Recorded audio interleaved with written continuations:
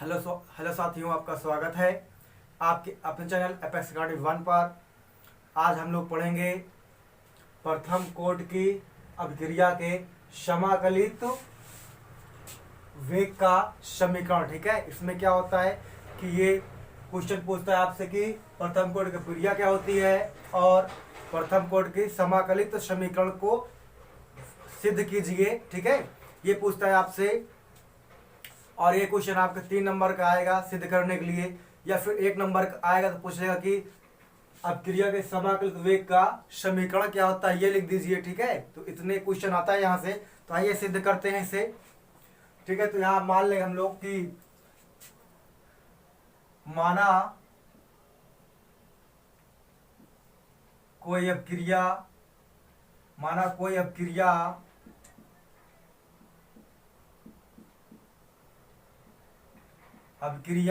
निम्न है। ठीक है, माना कोई अभिक्रिया निम्न है। ठीक है, यहाँ मान लेंगे ए एरो बी है आपका क्या उत्पाद और ए क्या है आपका अभिकारक। कॉपी और पेन के साथ बैठिए। ठीक है, जिससे आप जो है इस टॉपिक को अच्छे से नोट कर पाए। ठीक है, तो ठीक है, अब देखिए हम लिख दिया है हमने कि अभिक्रिया में ए कोई अभिकारक है और बी क्या है कोई उत्पाद है। तो यहाँ मानते हैं कि कोई समय रहा होगा टी। ठीक है, कोई समय रहा होगा टी रहा होगा। तो यहाँ अगर हम 0 मान लेते हैं कि क्या रहा होगा कि ए सांद्रता पर जब होगा तो यहाँ क्या रहा होगा समय टी 0 रहा होगा, और जब 0 रहा होगा तो यहाँ जो भी सांद्रता होगी यहाँ क्या होगा शून्य होगा, क्योंकि समय में यहाँ कुछ परिवर्तन नहीं हुआ है तो यहाँ शून्य रहेगा। और यहाँ कुछ मान लेते हैं हम लोग, यहाँ मान लेते हैं आपसे ए मान लिया है और यहाँ क्या रहेगा 0 रहेगा। अब देखिए कुछ समय बीत जाता है, क्या होता है कुछ समय बीत जाता है तो क्या होगा, तो मान लेते हैं t बराबर t, तो यहाँ हो जाएगा ए टी बराबर, अब यहाँ से कुछ निकलेगा, क्या निकलेगा कुछ निकलेगा यहाँ से, तो हम लोग क्या मान लें कि x निकलता है। तो यहाँ से देखिए a माइनस एक्स निकल जाएगा। ठीक है, अब देखिए क्या हो जाएगा बी टी बराबर क्या जो निकला है वो वाला पद यहाँ बन जाएगा। यहाँ से क्या निकला है कहेंगे आप x निकला है तो क्या बन जाएगा यहाँ x बन जाएगा। ठीक है, तो इतनी बात आपको समझ में आ गई कि अगर हमने माना t बराबर 0 तो यहाँ क्या होगा, हमने मान लिया a सांद्रता होगा, और जब यहाँ a है तो यहाँ टाइमिंग 0 है। जब 0 है इसकी वजह से कोई परिवर्तन नहीं होगा, जब कोई परिवर्तन नहीं होगा यहाँ क्या बनेगा शून्य बनेगा। फिर मैंने मान लिया कि कोई अगर कुछ समय बीतता है, हमने मान लिया समय t बीतता है तो यहाँ क्या होगा ए टी बराबर इसी में से क्या कुछ निकलेगा इस बार, तो यहाँ बनेगा।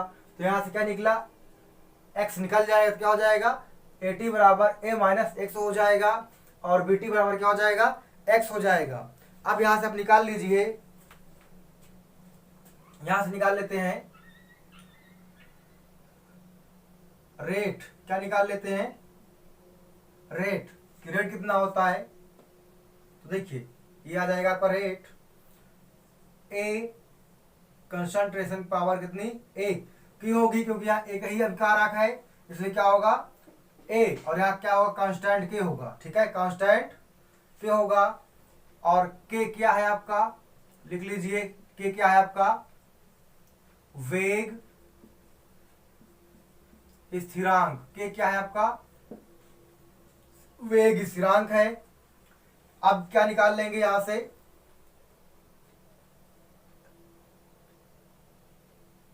रिएक्शन। ठीक है, reaction of rate, reaction of rate निकालेंगे क्या हो जाएगा, ये देखिए क्या होगा। यहां हमने कहा कुछ समय बीता है, कितना समय बीता है टी, तो यहां निकाल लेंगे टी के सापेक्ष क्या हो जाएगा डी एक कंसंट्रेट।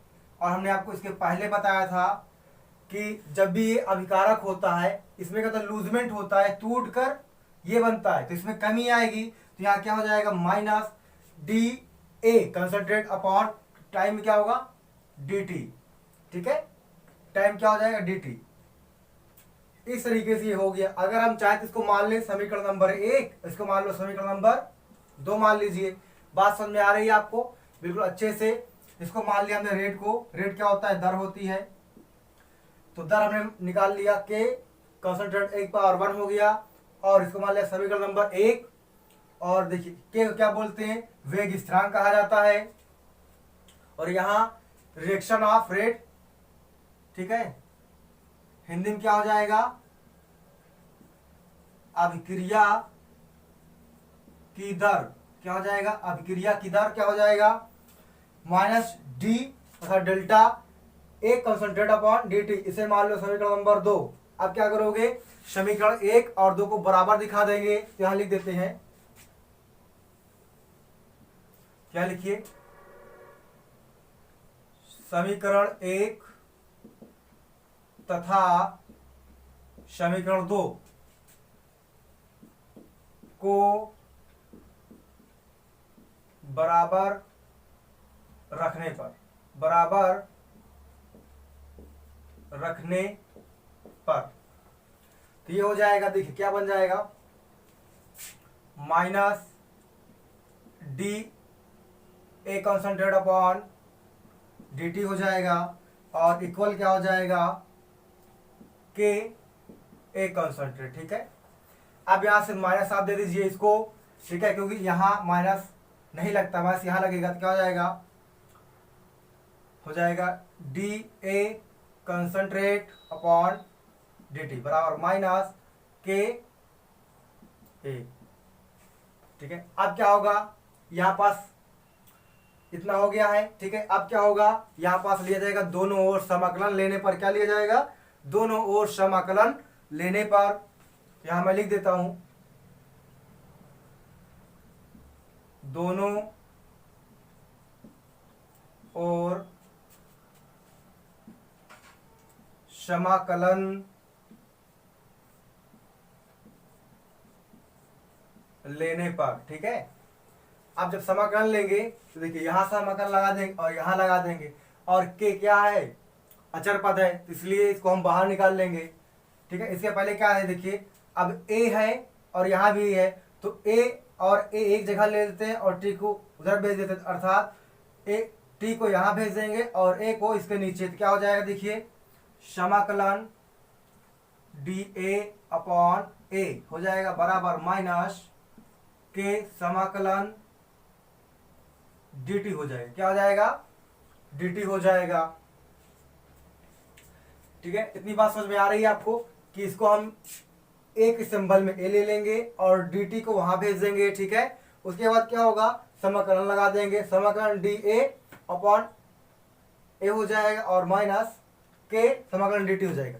अब देखिए यहाँ हमने जो माना था कि a था, a से घटकर क्या होगा, a माइनस x हो गया, यहाँ t 0 था, फिर t से बड़ा क्या हो गया, t इक्वल t आ गया।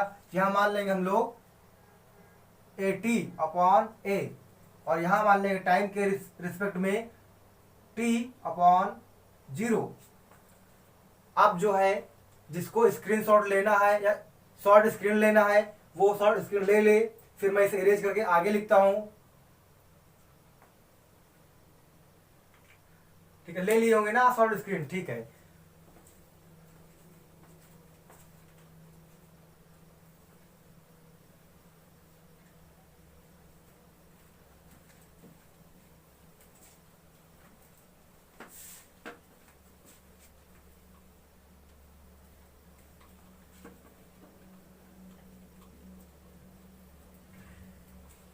चलिए अब आगे हम लोग करेंगे।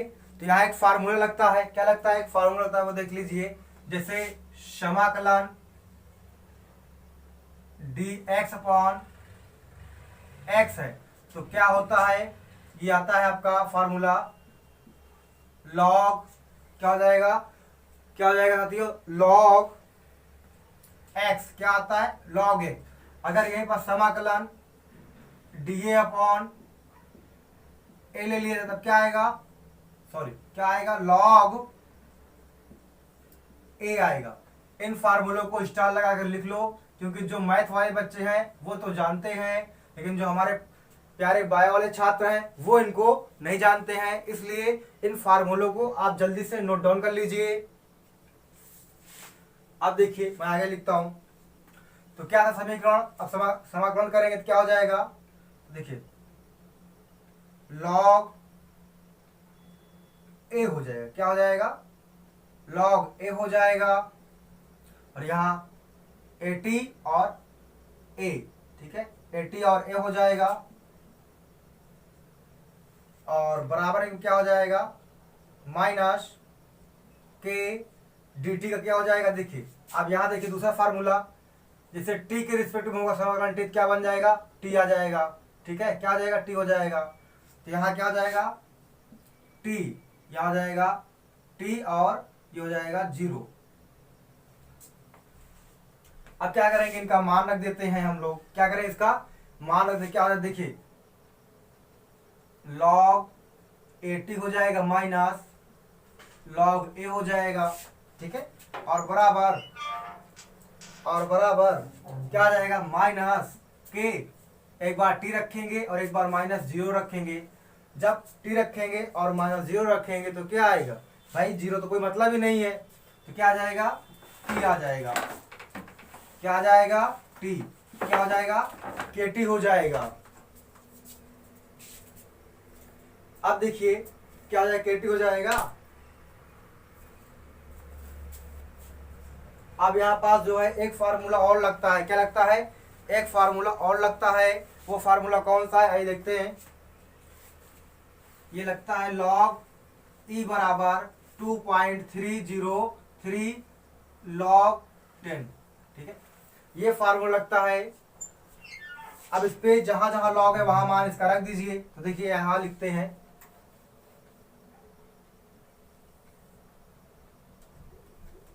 तो क्या हो जाएगा, 2.303 लॉग 10 और 80, और क्या हो जाएगा, माइनस 2.303 लॉग 10 ए हो जाएगा, और बराबर माइनस के टी हो जाएगा आपका, ठीक है, इतना हो गया। अब क्या करेंगे आप, अब इसको और आगे हल करने के लिए क्या करेंगे, यहाँ ये क्या करेंगे आप, 2.303 से भाग कर देंगे, क्या कर देंगे, भाग कर देंगे। जब भाग करेंगे देखिए क्या हो जाएगा, 2.303 लॉग 10 और 80 हो जाएगा अपान 2.303 लॉग 80 अपान 10, नहीं ये नहीं होगा, सॉरी, केवल इतना ही होगा, क्योंकि हम किससे भाग कर रहे हैं, 2.303 से भाग कर रहे हैं, और यहाँ हो जाएगा माइनस 2.303 लॉग ए बेस 10, इसको भी 2.303 से भाग कर दीजिए, और यहाँ भी क्योंकि सब में भाग हो रहा है तो हो जाएगा माइनस के टी अपॉन 2.303, ठीक है, इतना लिख लिया आप लोगों ने ना। क्या करने, भाग करने में भाग कर देंगे तो क्या होगा, ये पूरा ये कट जाएगा, ये पूरा ये कट जाएगा, तो देखिए क्या बचेगा,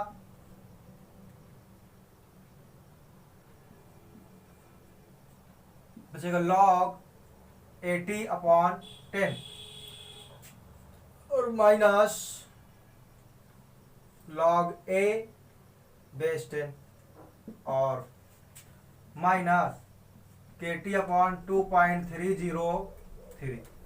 अब क्या करना है हमें, ये जो है वेग स्थिरांक को प्लस में करना, तो क्या करेंगे, इसको इधर भेज देंगे और इस वाले पद को उधर भेज देंगे, ठीक है, तो क्या हो जाएगा, देखिए के टी अपॉन 2.303 और ये वाला पद उस पार जाएगा, देखिए क्या हो जाएगा, लॉग ए बेस 10 हो गया, और अरे इसको पहले लिख लेते हैं, यहाँ आ गया प्लस लॉग 1080 और बराबर क्या हो जाएगा आपका, लॉग 10a। अब क्या करेंगे आप, इस वाले को भी उस पार भेज देंगे। क्या करेंगे, इस वाले को भी उस पार भेज देंगे। तो क्या हो जाएगा, देखिए KT अपॉन 2.303 बराबर log A बेस 10 और माइनस log AT बेस 10, इतना हो जाएगा। अब जो है इसको आप जल्दी से स्क्रीनशॉट कर लीजिए या शॉर्ट स्क्रीन ले लीजिए, लेकिन मैं समझता हूं कि शॉर्ट स्क्रीन से बेहतर है कि आप क्लास नोट बनाइए, जहां बैठे वही कॉपी किताब खोल के बैठ जाइए और जो है आप बढ़िया से तगड़े नोट्स बनाइए जैसे मैं लिख रहा हूं, जिससे कि आप कभी भी जो है कोई परेशानी ना हो। एक बार पढ़ लेंगे तो जीवन भर नहीं भूलेंगे आप। फिर भी आप, मैं चाहता हूँ स्क्रीनशॉट ले लें, अगर कोई छात्र कॉपी लेकर नहीं बैठा है तो ले लिए होंगे ना स्क्रीनशॉट। चलिए अब आगे से रीड करता हूं मैं। बस अब ये खत्म ही होने वाला है क्योंकि थोड़ा सा बड़ा है। अब इसको प्रूव्ड किया गया, मैं सेल्फ मेड किया हूँ अपने आप से इसे कई किताबों को मिलाकर, इसीलिए थोड़ा सा बड़ा हो गया है। आप किताबों में देखेंगे तो आपको समझ में नहीं आएगी चीजें, ठीक है, ये मेरा आपसे वादा है, लेकिन मैं आपको यहाँ सिखा दूंगा। अब देखिए इतना आया है ना।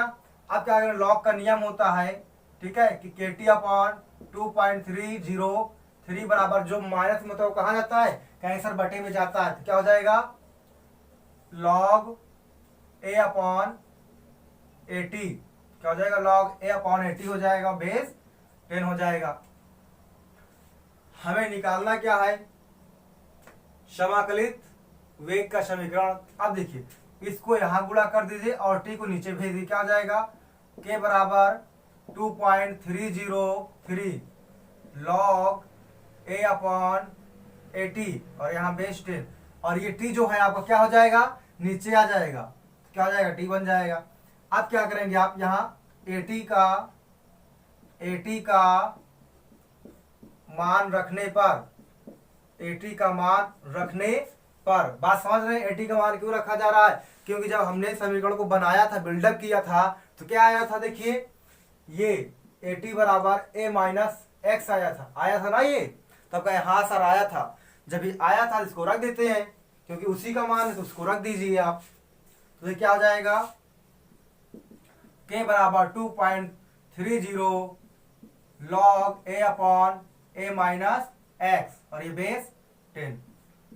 अब आपका ये जो है बिल्कुल प्रूव्ड हो चुका है, ठीक है, जो आपकी परीक्षा में आता है। बहुत ही इंपॉर्टेंट सवाल है ये, इससे कई सवाल भी लगेंगे, आप सोच नहीं पाए कितने सवाल लगते हैं इससे, ठीक है। तो इसे आप लिख लीजिए, बढ़िया शॉर्ट स्क्रीन ले लीजिए या नोट्स बना लीजिए। मैं बार बार कह रहा हूँ, आपसे रिक्वेस्ट कर रहा हूँ नोट्स बनाइए, क्योंकि क्लास नोट सबसे बेहतर नोट्स होती है। ये हो गया। अब जो है हम लोग पढ़ेंगे इसी की अर्ध आयुकाल पढ़ेंगे। क्या पढ़ेंगे, अर्ध आयुकाल।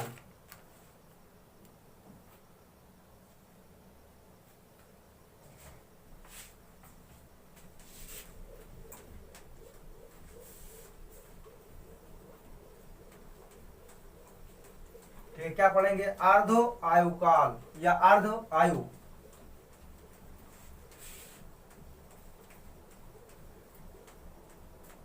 तो नेक्स्ट हेडिंग है, क्या है,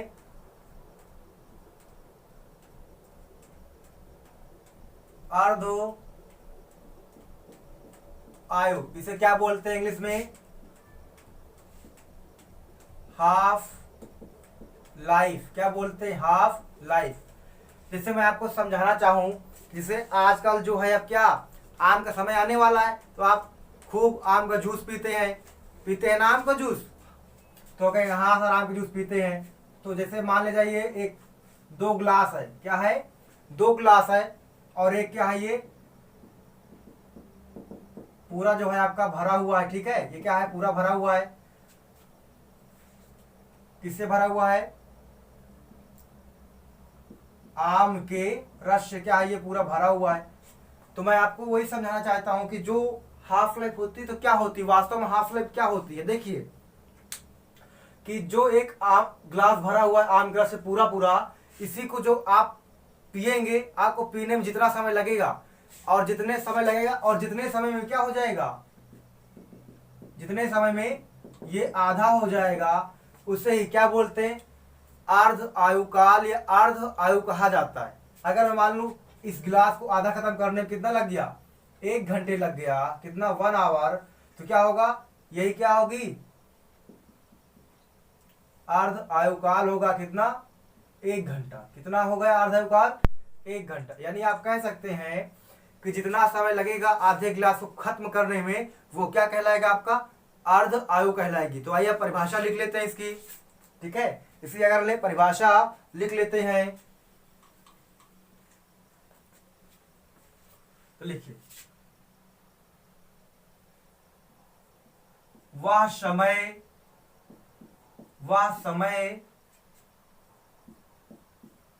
जिसमें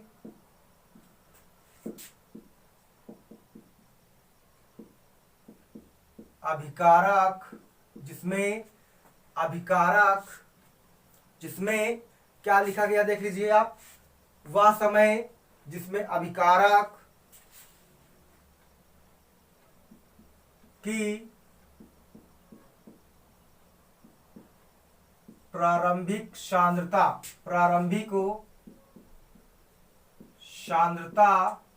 ठीक है। प्रारंभिक मतलब क्या है, जब से स्टार्ट किया गया तब से उसकी क्या हो, सांद्रता आधी हो जाए, क्या हो जाए, प्रारंभिक सांद्रता आधी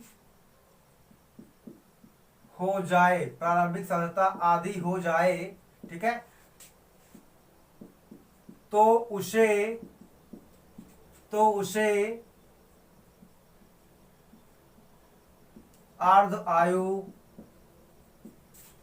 कहा जाता है, तो उसे अर्ध आयु कहा जाता है। ये भी जो है आपकी परिभाषा जो है बहुत ही इंपॉर्टेंट है, ठीक है। तो क्या परिभाषा मैंने लिख दिया, देखिए परिभाषाएं जो मैं लिख रहा हूं थोड़ा सा ये किताबों से थोड़ा सा भिन्न होंगी। क्यों भिन्न होंगी, क्योंकि मैं आपके लिए इन परिभाषाओं को सरल कर रहा हूं। जब सरल करने का अर्थ होता है कि थोड़ा से लैंग्वेज को चेंज करना, और मैंने क्या किया, लैंग्वेज को चेंज कर दिया, इसलिए क्या होगा, ये किताबों से परिभाषाएं भिन्न हो गई, ठीक है। तो देखिए, वह क्रिया जिसमें अभिकारक की प्रारंभिक सांद्रता क्या हो, प्रारंभिक सांद्रता आधी हो जाए, उसे क्या बोलते हैं, अर्ध आयु कहा जाता है, ठीक है। तो फिर क्या लिखेंगे, नई लाइन से लिखिए आप, अर्ध आयु को T½ या T0.5 से व्यक्त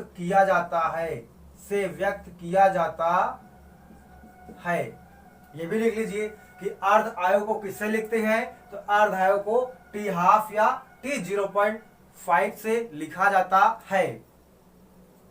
लिख गया। अब क्या करें हम लोग, अब हम लोग जो है यहां प्रथम कोड के समाकलित वेग समीकरण का इस्तेमाल करेंगे। तो क्या होता है, तो लिख दीजिए यहां प्रथम कोटि के समाकलित समीकरण। तो ये समीकरण है आपका, लिख लीजिए के बराबर 2.303/T और log बेस 10 a/a-x, ठीक है। अब ये क्या है, मान लो हमारे ए जो है प्रथम ग्लास था, क्या था, ए जो है प्रथम ग्लास जो पूरा जूस से भरा हुआ था।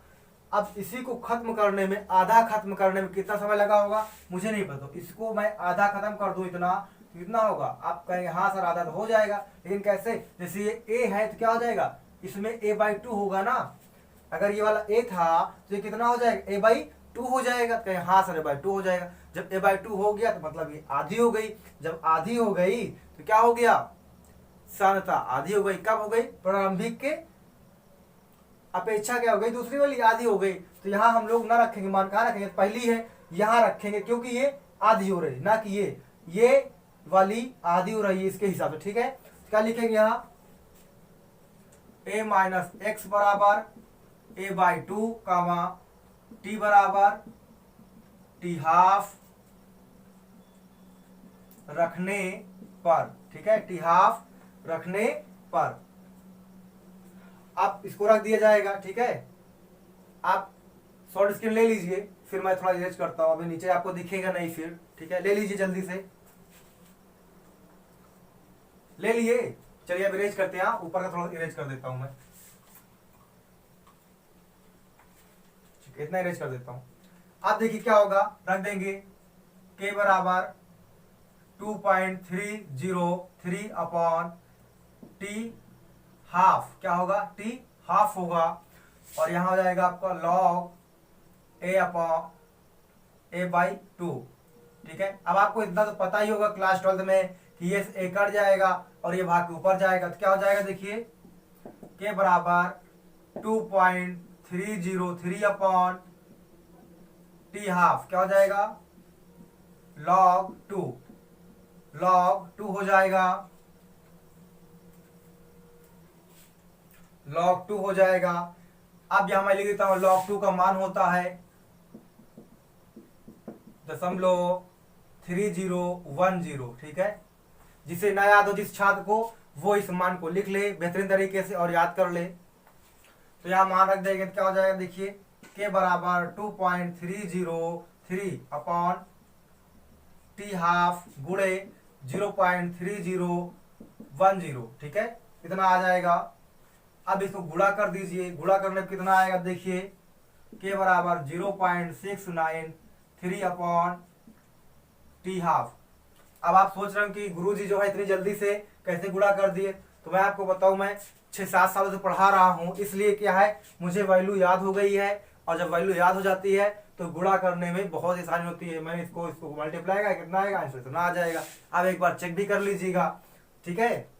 आ गया, हमें क्या निकालना है, तो कहेंगे सर आपको निकालना है अर्ध आयु निकालना है। इसको क्या करोगे, इसको यहां भेज दोगे और इस वाले को यहां भेज दोगे, तो क्या हो जाएगा, टी हाफ बराबर 0.693 अपॉन के हो जाएगा। अब ये वैल्यू आ गई आपकी, ये प्रूव्ड भी हो गया आपका। अब इस पर सवाल लगाएंगे हम लोग नेक्स्ट डे, ठीक है। तो इसको आप लिख लीजिए, कम से कम कॉपी में काले पेज वाले में 2 से 3 बार इनको प्रूव कीजिए, जिससे क्या होगा, आपको चीजें याद हो जाएंगी हमारी तरह वैल्यू, और फिर इस पर हम लोग सवाल लगाएंगे। जय हिंद साथियों।